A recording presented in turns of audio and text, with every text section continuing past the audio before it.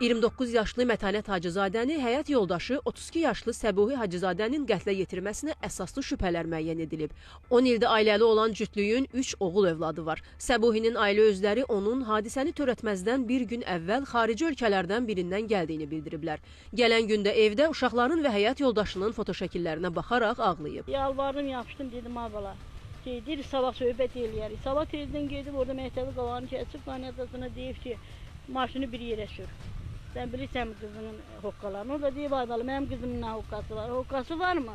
Boşa. Amma da yazdı ki, şeydir, daha layiq oğul olamadım, sözümü tutamadım, onu öldürdüm.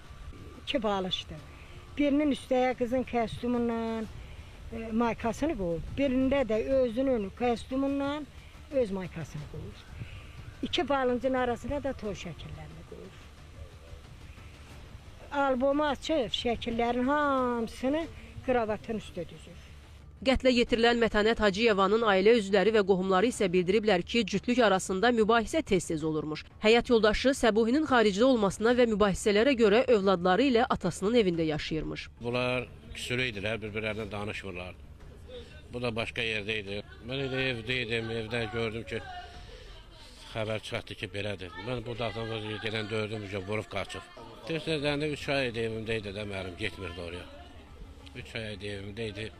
Onu da kimsə beyninə doldurub, bu da dedi ki, sən güya pis yollardasan, nə bilim, nə varsa. Hadisəni törətməkdə şübhəli bilinən Səbuhi Hacızadənin meyidi Əyyublu kəndi ərazisindəki ağacdan asılı halda tapılıb.